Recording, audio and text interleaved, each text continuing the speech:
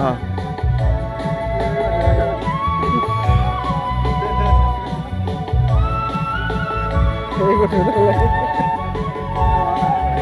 आखाइजों सिफुंनि फाव खालामगासिनो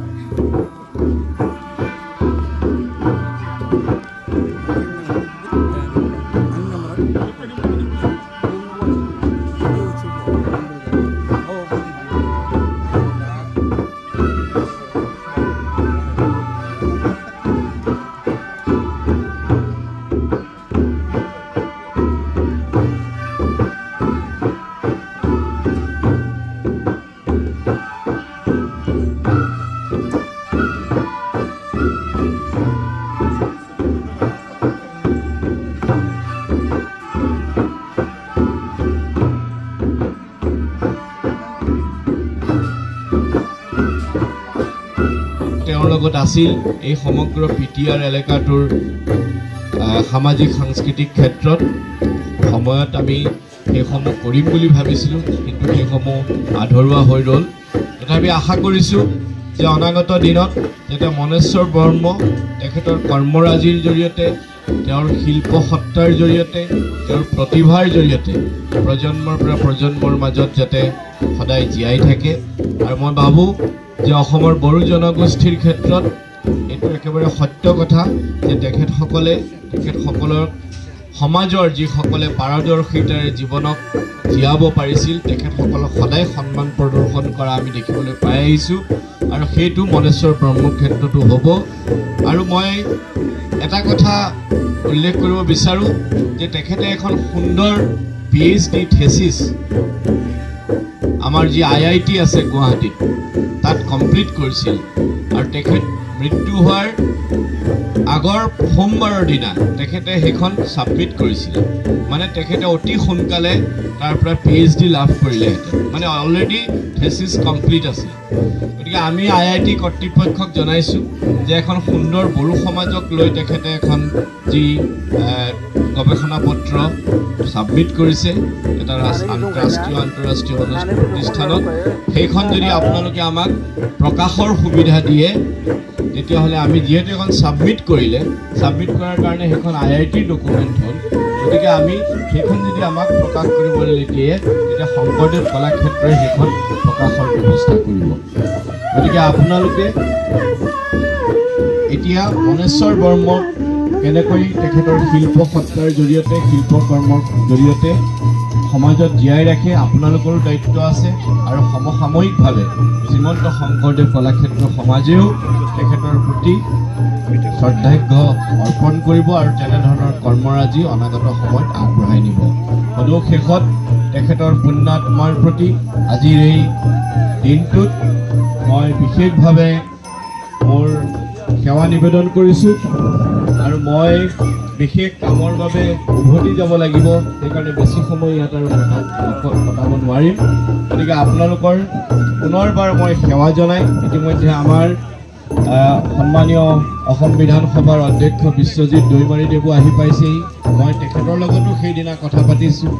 আমাৰ শ্ৰীমন্ত শংকৰদেৱ কলাক্ষেত্ৰ সমাজৰ আমাৰ পৰিষদীয় সদস্য মংগল সিং হাজোৱাৰী, পূৰ্বৰ সদস্য ৰবিৰাম নাৰ্জাৰীদেৱ সকলো ইয়াত উপস্থিত আছে। গতিকে আমি এটা পৰিয়ালৰ দৰে কাম কৰোঁ, আমি সকলোৰে লগত সকলোৰে চিনা জানা আছে। আমি ভাবোঁ যে মনেশ্বৰ বৰ্মৰ যি এজন ৰাষ্ট্ৰীয় স্বীকৃতিপ্ৰাপ্ত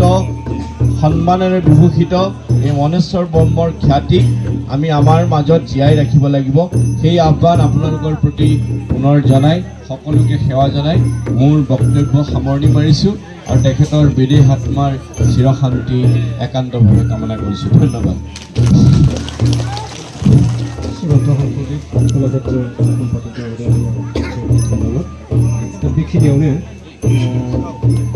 ব্যক্তিগৰাকী আৰু উপস্থিত মাননীয় সাংসদ প্ৰমুখ্যে বিশিষ্ট ব্যক্তিগণ আৰু সমবেত ৰাইজ, আজি আমাৰ বাবে এটা অতি দুখৰ দিন যে আমি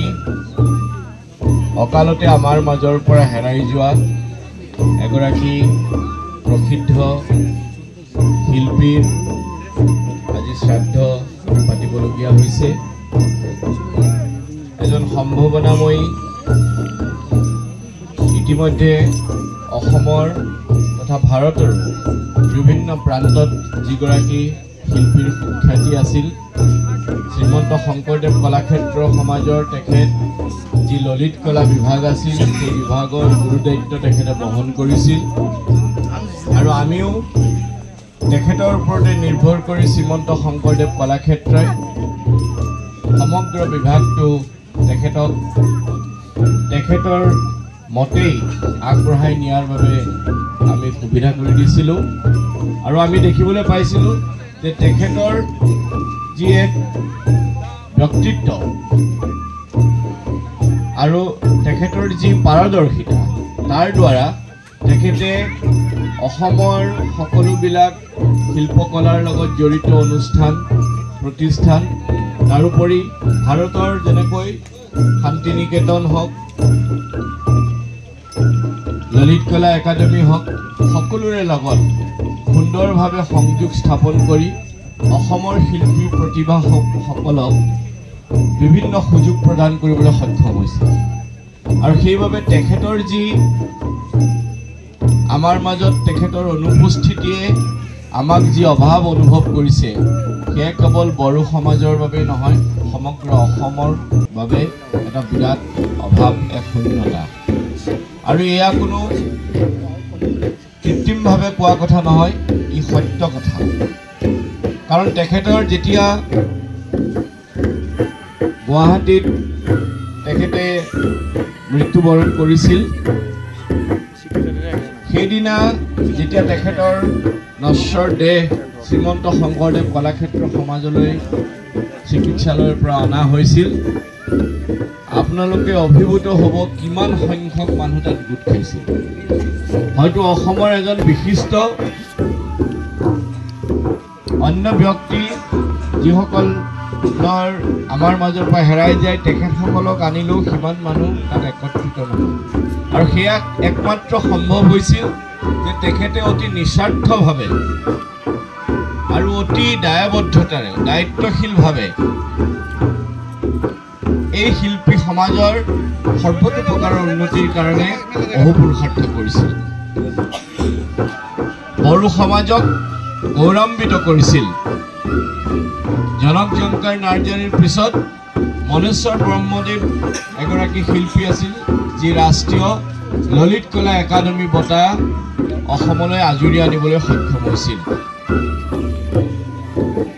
বন্দুকৰ গুলীও তেখেতৰ দেহক ছিন্ন বিচ্ছিন্ন কৰিলেও আমাৰ মাজৰ পৰা আঁতৰাই নিব পৰা নাছিল কিন্তু দুৰ্ভাগ্যজনকভাৱে তেখেতে অকস্মাতে হৃদৰোগজনিত এক কাৰণত আমাৰ মাজৰ পৰা হেৰাই গ'ল শ্বাস প্ৰশ্বাস লোৱাত তেখেতে অসুবিধা অনুভৱ কৰিলে আৰু যেতিয়া চিকিৎসালয় লৈ নিয়া হ'ল আমি কেতিয়াও মনলৈ সপোনতো ভবা নাছিলোঁ যে মনেশ্বৰ ব্ৰহ্ম আমাৰ মাজৰ পৰা নাইকিয়া হ'ব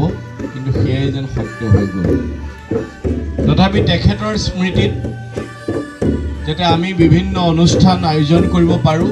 সেইবাবে শ্ৰীমন্ত শংকৰদেৱ কলাক্ষেত্ৰ সমাজে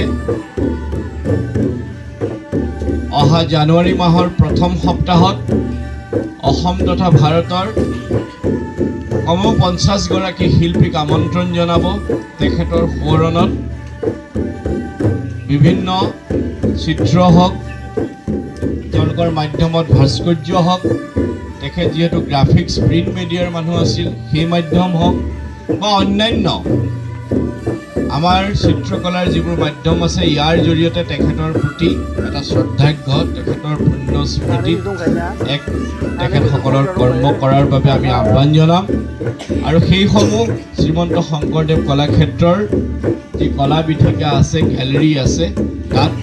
আমি প্ৰদৰ্শিত কৰিম আৰু লগতে সেই প্ৰথম সপ্তাহতে তেখেতৰ স্মৃতিত এখন ৰাজ্যিক ভিত্তিত আমি স্মৃতিচাৰণ সভা আমি অনুষ্ঠিত কৰাৰ বাবে চিন্তা কৰিছোঁ আৰু তালৈও আপোনালোকক আমি আমন্ত্ৰণ জনাম আৰু যিদিনা তেখেত ঢুকাইছিল আমাৰ মাজৰ পৰা নাইকিয়া হৈছিল সেইদিনাই মই প্ৰমোদ বড়োক ফোন কৰি কৈছিলোঁ যে শ্ৰীমন্ত শংকৰদেৱ কলাক্ষেত্ৰ এটা অৰ্ধ চৰকাৰী অনুষ্ঠান গতিকে ইয়াত তেওঁ যি কম্পেনচেশ্যন ধৰক ঘৰৰ পৰিয়ালৰ বা পৰিবাৰে যি ধৰণৰ চৰকাৰী চাকৰিত পায় সেই ধৰণৰ নাপাব পেঞ্চনৰ ব্যৱস্থা নাই গতিকে আপুনি ইতিমধ্যে শিক্ষাৰ্থীয়ে পোষ্ট গ্ৰেজুৱেশ্যন কমপ্লিট কৰা তেওঁৰ পুত্ৰ শিক্ষাগত অৰ্হতা আছে তেওঁক এটা চাকৰি দিব লাগে আৰু তেখেতে মোক ফোনতে কৈছিল মই কথা দিলোঁ যেনেকৈ নহওক তেখেতক আমি এটা সংস্থাপন প্ৰদান কৰিম আৰু বোধ কৰোঁ আজি তেখেতে সেই কথাটো ইয়াত ব্যক্ত কৰিছে গতিকে আমি ভাবোঁ যে মনেশ্বৰ ব্ৰহ্মক আমাৰ মাজত তেখেতৰ শিল্পকৰ্মৰ দ্বাৰা তেখেতৰ যি খ্যাতি তেখেতৰ যি ত্যাগ আমাৰ প্ৰতি তেখেতৰ যি অতুলনীয় অৱদান সেইসমূহৰ জৰিয়তে জীয়াই ৰাখিব লাগিব আৰু শ্ৰীমন্ত শংকৰদেৱ কলাক্ষেত্ৰই সেই ক্ষেত্ৰত কেতিয়াও কৃপণালি নকৰে আৰু আমি মনেশ্বৰ ব্ৰহ্মৰ প্ৰতি আমাৰ সম্পূৰ্ণ দায়বদ্ধতা আছে মই ব্যক্তিগতভাৱেও মনেশ্বৰ ব্ৰহ্মক বহুত আপোন আছিল